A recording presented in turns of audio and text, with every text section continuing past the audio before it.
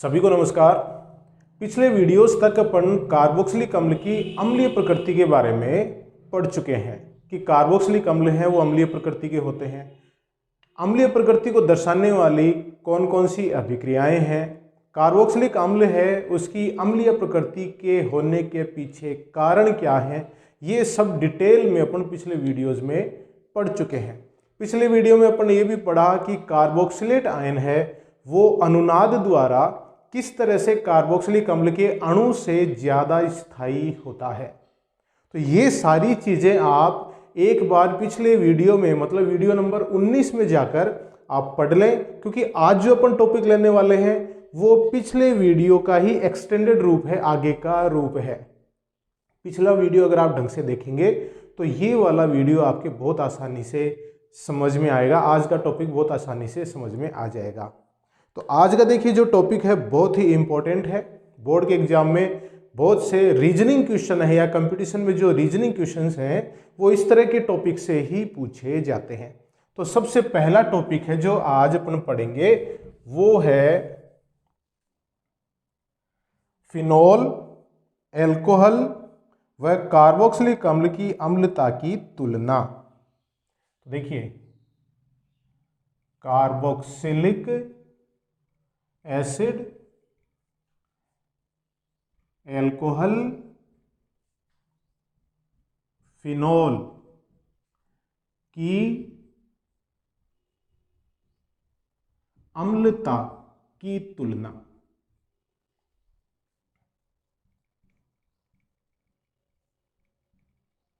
तीन प्रकार के अपन ने यौगिक लिए हैं, कार्बोक्सिलिक अम्ल, एल्कोहल और फिनोल, और इनकी अम्लता की आपस में तुलना करेंगे कि कौन सा ज़्यादा अम्लीय है और कौन सा कम है और उसके पीछे कारण क्या है। तो देखिएगा, सबसे पहले अगर मैं एल्कोहल की बात करूं तो एल्कोहल होता है इस तरह से, ये है एल्कोहल। एल्कोहल जब H+ आयन त्यागता है तो बनता है एल्कोक्साइड आयन, ये है एल्कोक्साइड आयन।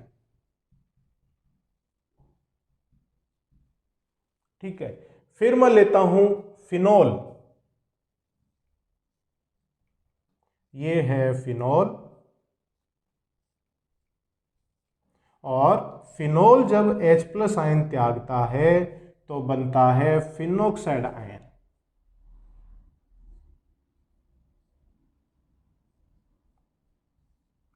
ये H+ त्यागने के बाद बन गया फिनोक्साइड आयन। ठीक है, अब देखिए एल्कोहल में और एल्कोक्साइड आयन दोनों में ही कोई अनुनाद नहीं पाया जाता है, जबकि फिनोल और फिनोक्साइड आयन दोनों में अनुनाद पाया जाता है। तो एक बार इनके अनुनाद लिख लेते हैं, फिनोल के और फिनोक्साइड आयन के। तो देखिएगा मैं फिनोल के अनुनादी संरचनाएं बना रहा हूं यहाँ पे, ये सब बना रहे हैं इनकी तुलना करने के लिए। यहाँ पे जो ऑक्सीजन पर लोन पेयर है वो बेंजीन वलय के पाई इलेक्ट्रॉनों के साथ संयुग्मी अवस्था में है।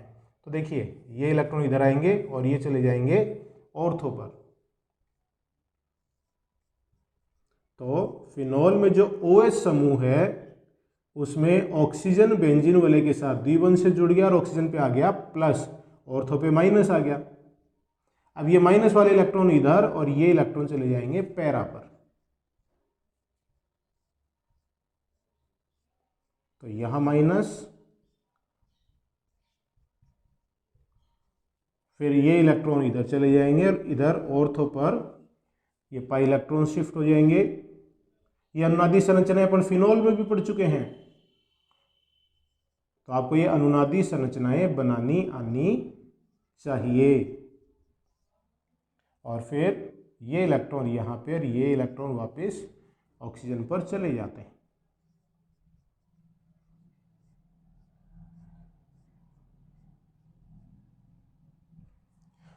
तो फिनोल में इस तरह की ये अनुनादी संरचनाएं पाई जाती हैं। अब फिनोल के साथ साथ फिनोक्साइड आयन है उसमें भी अनुनादी संरचनाएं हैं। मैंने अल्कोहल के लिए क्या बताया कि एल्कोहल और एल्कोक्साइड आयन दोनों में ही अनुनादी संरचनाएं नहीं है, जबकि फिनोल और फिनोक्साइड आयन दोनों में अनुनादी संरचनाएं पाई जाती हैं। अब देखिए मैं बना रहा हूं यहाँ पे फिनोक्साइड आयन की अनुनादी संरचनाएं। ये है फिनोक्साइड आयन। इसमें ऑक्सीजन पर जो ऋणावेश है वो इस तरह से बेंजीन वाले की तरफ आता है, ये पाई इलेक्ट्रॉन ऑर्थो पे चले जाते हैं।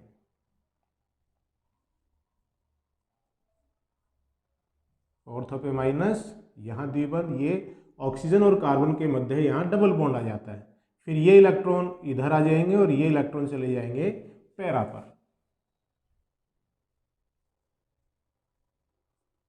तो पैरा पे माइनस, ये डबल बॉन्ड ओ है ही, फिर ये इलेक्ट्रॉन इधर, ये इलेक्ट्रॉन इधर ऑर्थो पे,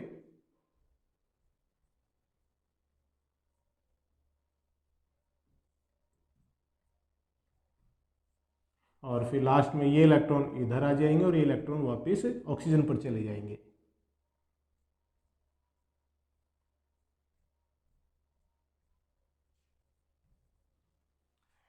तो ये है फिनोक्साइड आयन की अनुनादी संरचनाएं।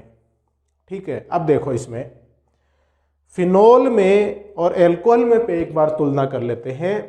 एल्कोहल में क्या हो रहा है कि ये जो एल्किल समूह है ये प्लस आई प्रभाव के द्वारा इस ऑक्सीजन को इलेक्ट्रॉन दे रहा है, मतलब ऑक्सीजन पर इलेक्ट्रॉन घनत्व बढ़ा रहा है।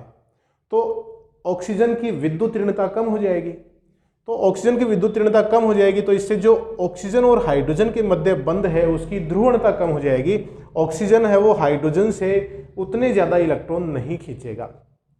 तो ये बंध कम ध्रुवीय होने के कारण यहाँ इस बंध के टूटने की संभावना कम हो जाएगी और H+ के निकलने की संभावना कम हो जाती है। ठीक है, अब देखिए एल्कोक्साइड आयन से अगर अपन देखें तो एल्कोक्साइड आयन में ये जो एल्किल समूह है ये प्लस आई प्रभाव के द्वारा, प्रेरण प्रभाव के द्वारा इस ऑक्सीजन पर इस ऋणावेश को बढ़ा रहा है, इलेक्ट्रॉन देकर ऋणावेश बढ़ा रहा है। तो इसका मतलब एल्कोक्साइड आयन में एल्किल समूह के कारण ऋणावेश बढ़ गया। और अपन जानते हैं किसी भी आयन में आवेश का मान जितना ज्यादा होता है उसका स्थायित्व उतना कम होता है।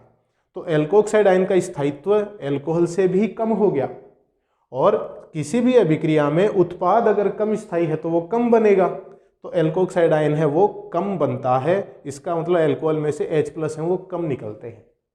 तो ये तो होगी एल्कोहल की बात। अब फिनोल और के लिए अपन देखें तो देखिए फिनोल में इस तरह की अनुनादी संरचनाएं पाई जाती हैं। इन अनुनादी संरचनाओं में आप देख रहे हैं कि फिनोल में जो ऑक्सीजन है जिस पर हाइड्रोजन जुड़ा हुआ है उस पर क्या आ गया, प्लस आ गया। प्लस आने से क्या होगा, इस ऑक्सीजन और हाइड्रोजन के मध्य बंध की ध्रुवणता बढ़ जाएगी, मतलब ये ऑक्सीजन इस हाइड्रोजन से इलेक्ट्रॉन अपनी तरफ खींचेगा। तो अपनी तरफ ये खींचता है तो इसका मतलब OH बंध दुर्बल हो जाएगा और H+ आसानी से निकल जाता है। ठीक है, तो ये फिनोल में ये जो अनुनादी संरचनाएं बन रही हैं ये इस OH बंध में से H को आसानी से निकालने में सहायता कर रही हैं। साथ ही H+ के निकलने के बाद जो फिनोक्साइड आयन बना वो भी देखिए अनुनाद द्वारा स्थायित्व प्राप्त कर लेता है।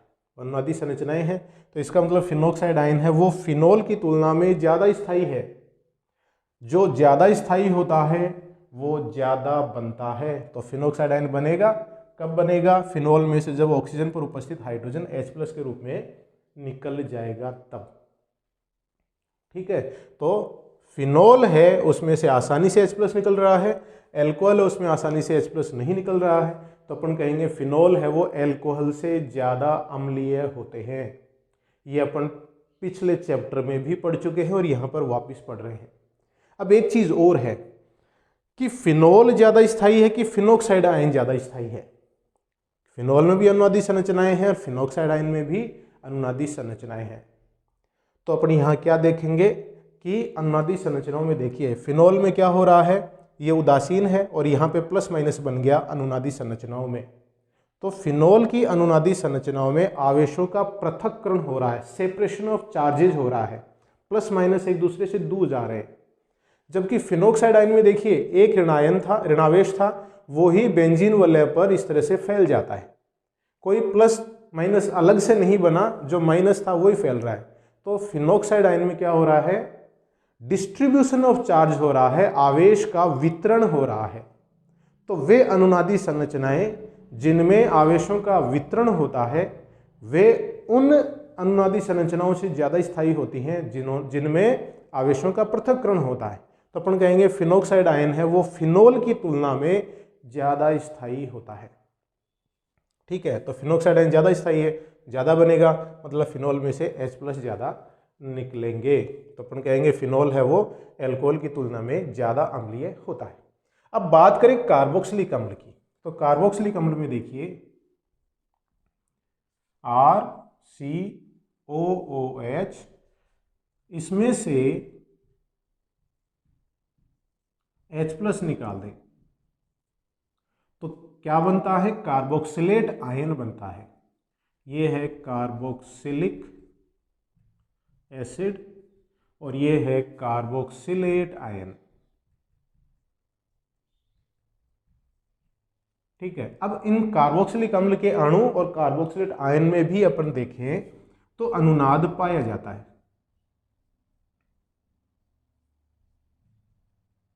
ये देखिए कार्बोक्सिलिक अम्ल का अणु है, इसमें C+O के जो पाई इलेक्ट्रॉन है वो इस तरह से ऑक्सीजन पे, और OH में जो ऑक्सीजन के पाई इलेक्ट्रॉन है वो इस तरह से आ जाते हैं।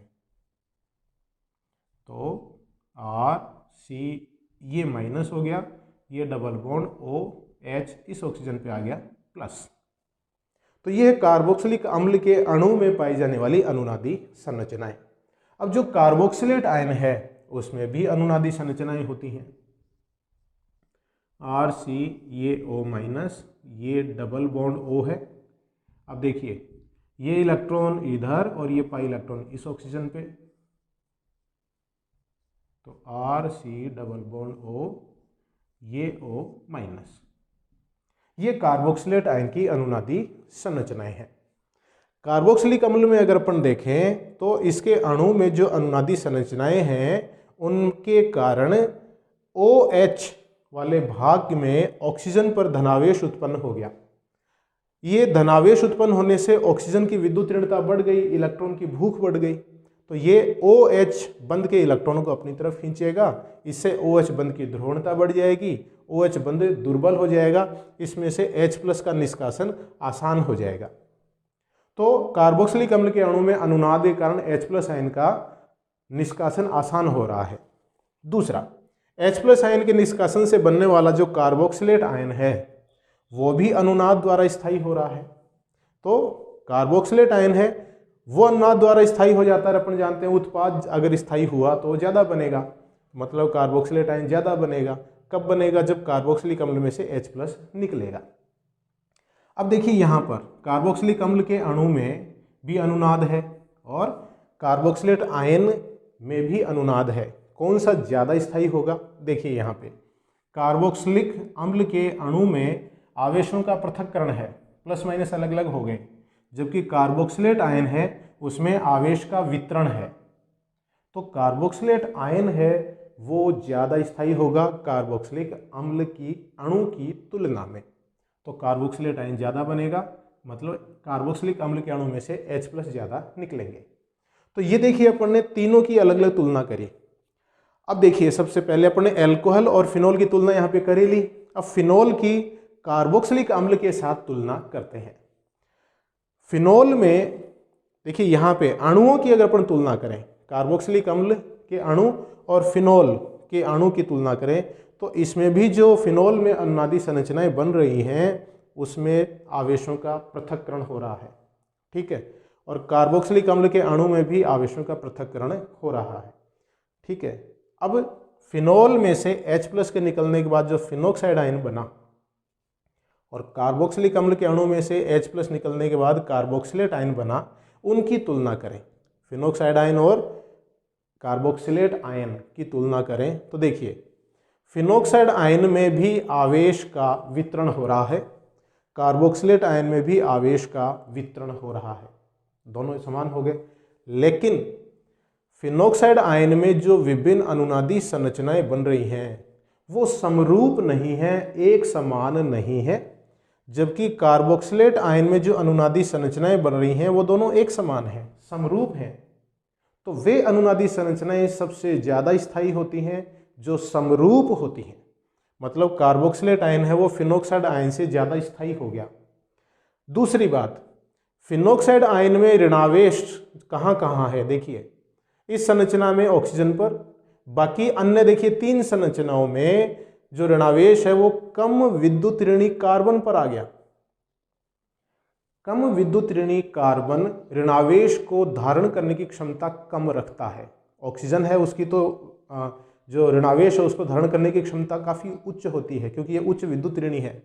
तो इसमें जो ऋणावेश है वो ऑक्सीजन के साथ साथ कम विद्युत ऋणी कार्बन पर भी आ गया। जबकि यहाँ देखिए कार्बोक्सिलेट आयन में ऋणावेश इसमें भी ऑक्सीजन पर है और इसमें भी ऑक्सीजन पर है। मतलब ऋणावेश है वो हमेशा उच्च विद्युत ऋणी ऑक्सीजन पर ही उपस्थित है, जो कि ज़्यादा स्थायी संरचना है, ज़्यादा स्थायी स्थिति है। तो कार्बोक्सिलेट आयन है वो फिनोक्साइड आयन की तुलना में ज़्यादा स्थायी है।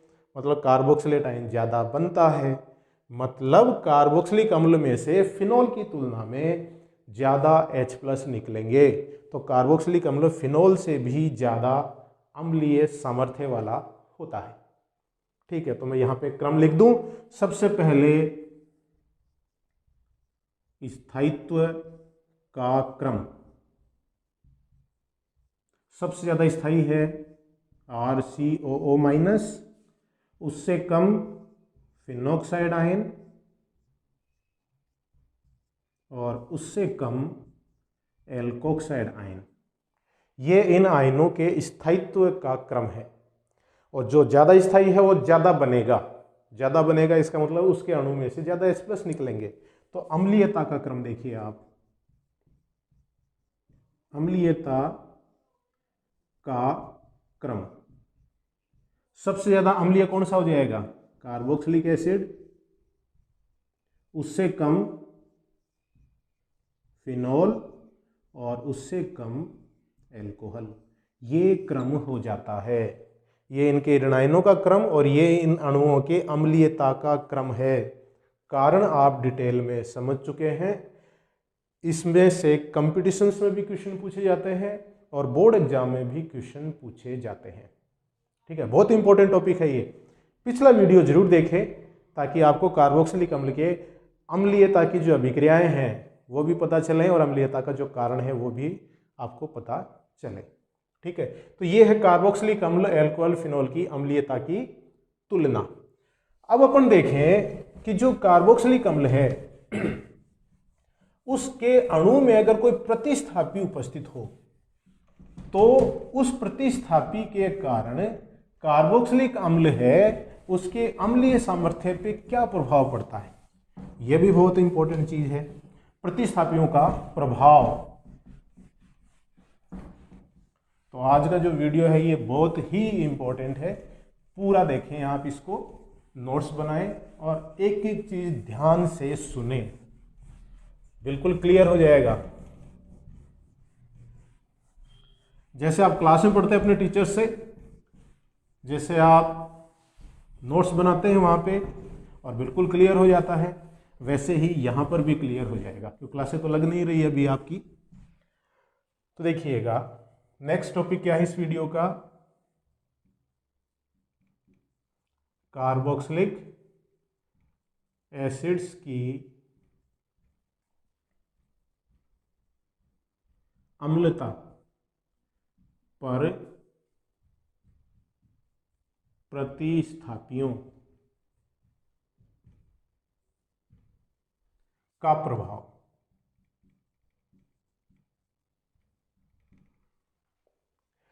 Effect of substituents on acidic strength of carboxylic acid, क्या प्रभाव पड़ता है देखिएगा।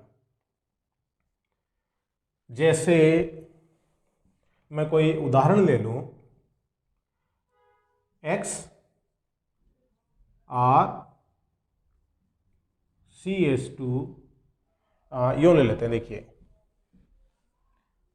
XCH2COOH, ये कोई समूह जुड़ा हुआ है इस कार्बन पर जिस पर COH जुड़ा हुआ है, XCH2COO- और ये है H+।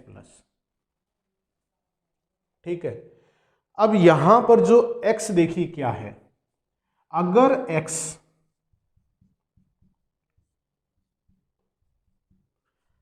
इलेक्ट्रॉन आकर्षी समूह है,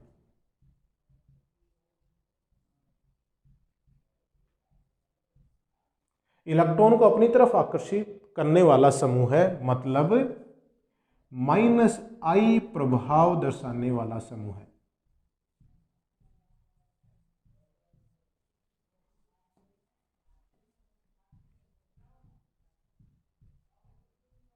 तो ये क्या करेगा,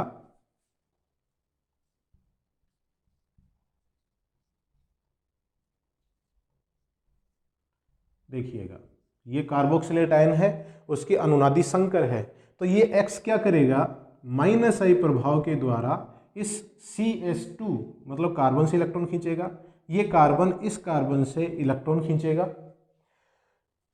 इस कार्बन पर और इन ऑक्सीजन पर क्या है, ऋणावेश है, तो इसका मतलब ये X है इस कार्बोक्सिलेट आयन के इस समूह में से ऋणावेश के मान को कम करेगा। ऋणावेश के मान को कम करेगा, इसका मतलब इसके स्थायित्व को बढ़ाएगा, और जब कार्बोक्सिलेट आयन का स्थायित्व बढ़ जाएगा तो इसका मतलब ये ज़्यादा बनेगा, और ज़्यादा कब बनेगा, जब इसके अणु में से ज़्यादा H+ निकलेंगे। तो इसका मतलब अगर कार्बोक्सिलिक अम्ल के अणु में कोई इलेक्ट्रॉन आकर्षी समूह है तो वह उसकी अम्लीय सामर्थ्य को बढ़ाता है, ये ध्यान रखिएगा। तो ये तो अपने कार्बोक्सिलेट आयन के पर इसका प्रभाव देखा। कार्बोक्सिलिक अम्ल पर देखिए इसका प्रभाव अणु पर,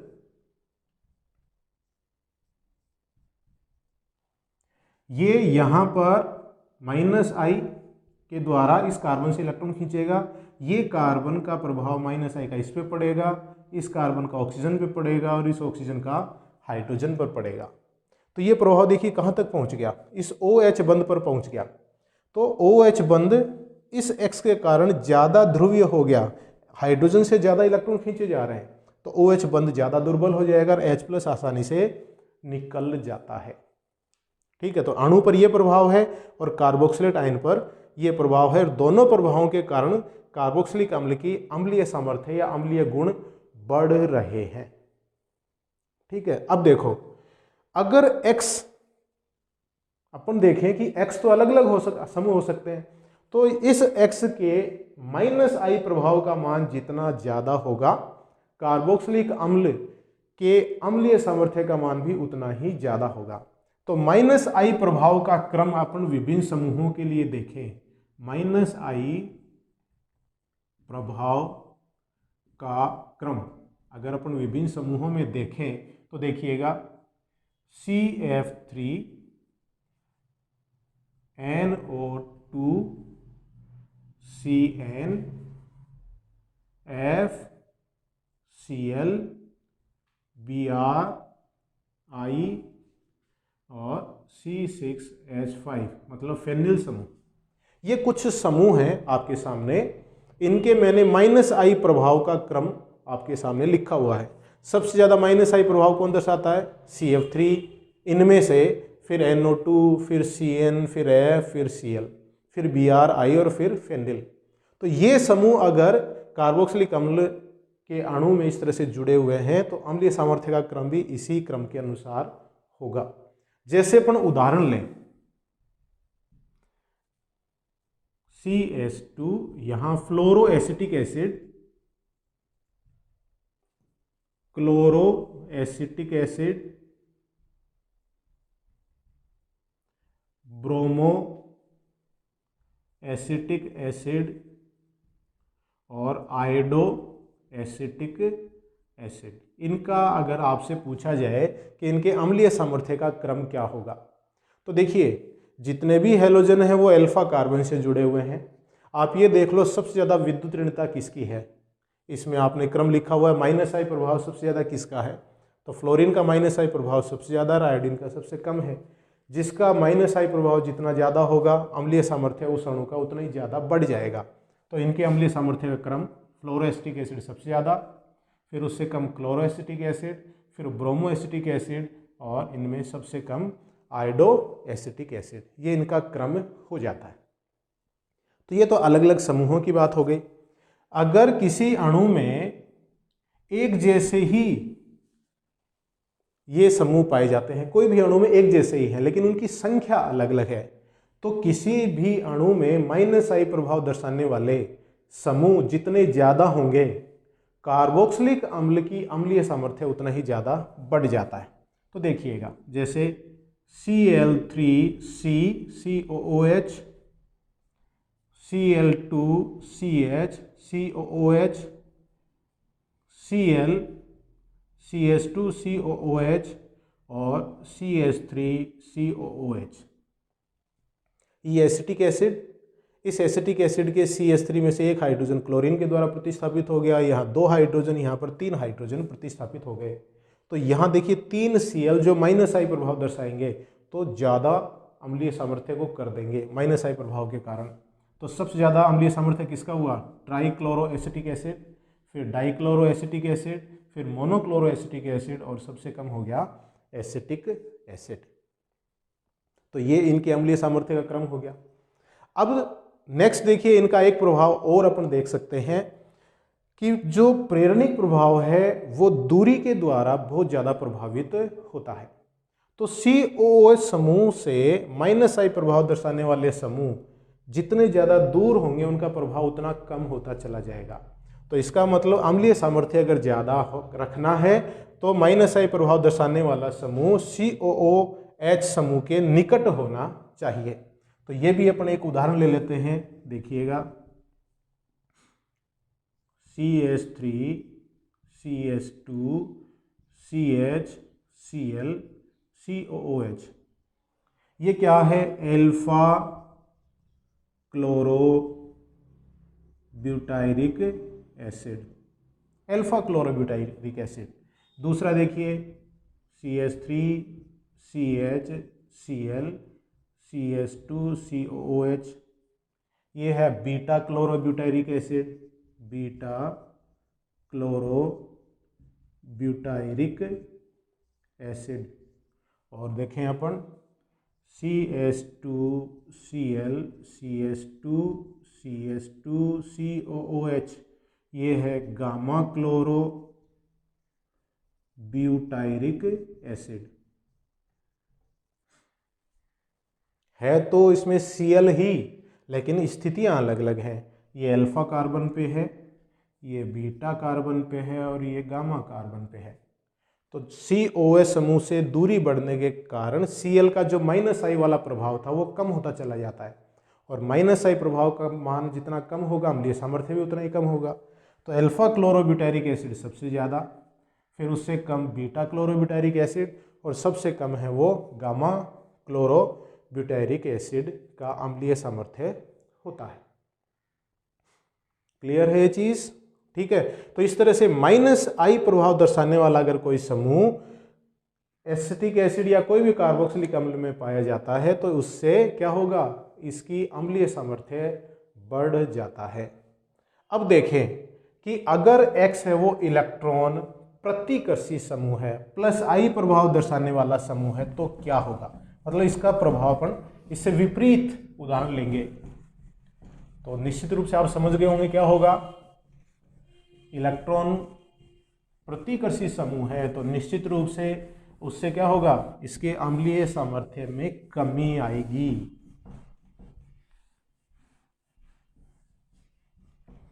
तो देखिए यहां पर अगर X जो है वो इलेक्ट्रॉन प्रतिकर्षी समूह है,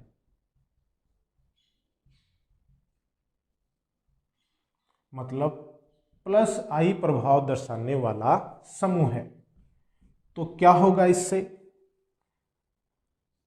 X CH2CO और यहाँ पे ये माइनस है, ये तो कार्बोक्सिलेट आयन हो गया, X CH2 C double bond OH, ये कार्बोक्सिलिक अम्ल हो गया। तो ये क्या करेगा? देखिए +I प्रभाव के द्वारा इलेक्ट्रॉन देगा, ये कार्बन इस कार्बन को इलेक्ट्रॉन देंगे, तो इससे कार्बोक्सिलेट आयन है उसके ऋणावेश के मान में वृद्धि हो जाएगी। ऋणावेश जितना ज़्यादा होगा उसका स्थायित्व उतना कम होगा। स्थायित्व कम होगा तो ये कम बनेगा, मतलब इसके अणु में से H+ है वो कम निकलेंगे। ठीक है, तो अम्लीय सामर्थ्य को क्या कर दिया इसने, कम कर दिया।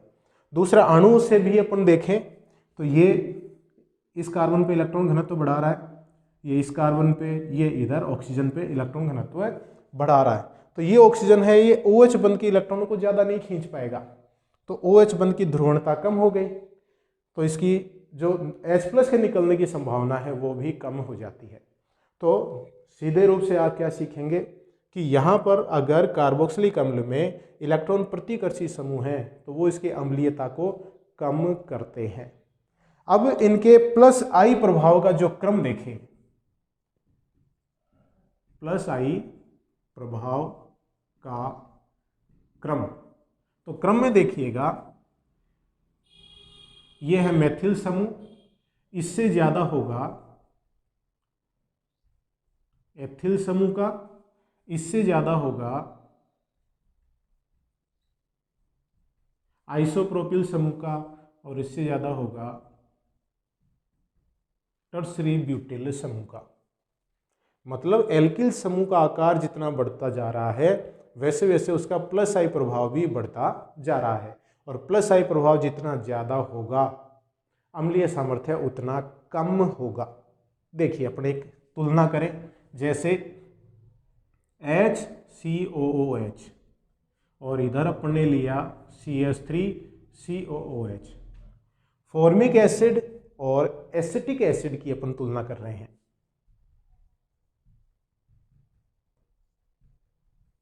और ये है एसिटिक एसिड।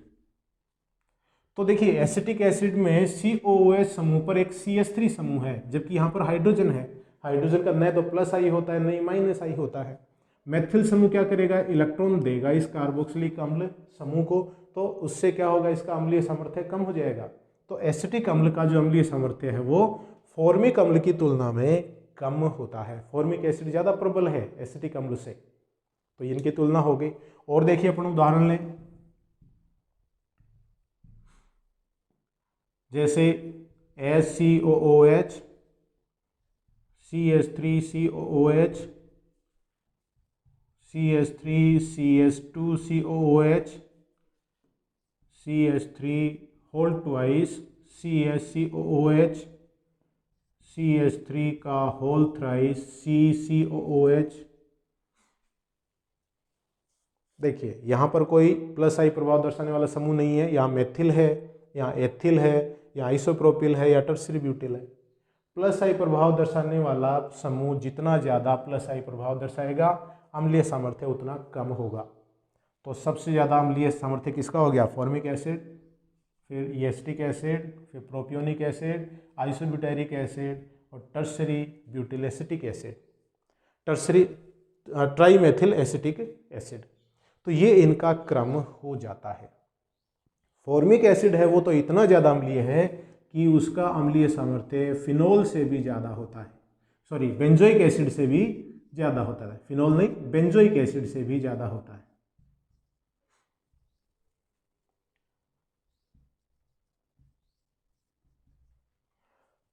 तो फॉर्मिक एसिड, ये बेंजोइक एसिड और ये एसिटिक एसिड, ये है फॉर्मिक एसिड, ये बेंजोइक एसिड और ये एसिटिक एसिड। क्योंकि ये क्रम पूछे जाते हैं एग्जाम में कि इनके अम्लीय सामर्थ्य का बढ़ता क्रम या इनको घटते क्रम में व्यवस्थित कीजिए, इस तरह से एग्जाम में पूछे जाते हैं। अब देखिए अगर बेंजोइक एसिड की अपन बात करें तो बेंजोइक एसिड में अगर इलेक्ट्रॉन आकर्षी समूह जुड़े हुए हैं तो इसका अम्लीयता बढ़ जाएगी, और अगर इलेक्ट्रॉन प्रतिकर्षी समूह जुड़े हुए हैं तो इसके अम्लीय सामर्थ्य का मान कम हो जाएगा।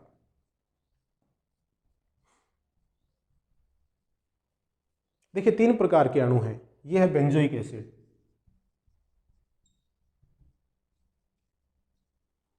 यह है पैरा नाइट्रोबेंजोइक एसिड और यह पैरा मेथिल बेंजोइक एसिड।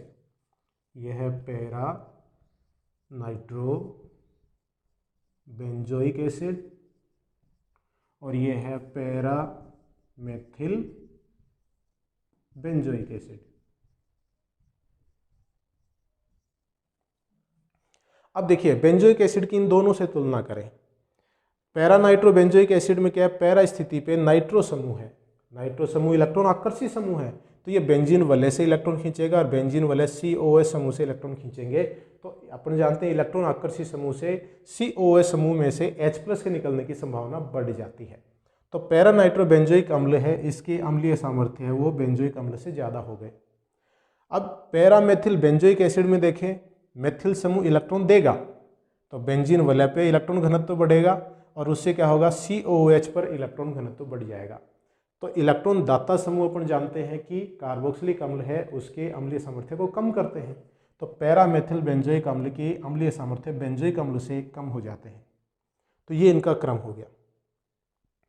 तो इस तरह से आप बता सकते हैं कि अगर इलेक्ट्रॉन आकर्षी समूह जुड़े हुए हैं तो वो कार्बोक्सिलिक अम्ल की अम्लीय सामर्थ्य को बढ़ा देते हैं, और अगर इलेक्ट्रॉन प्रतिकर्षी समूह जुड़े हुए हैं तो वो अम्लीय सामर्थ्य को कम कर देते हैं।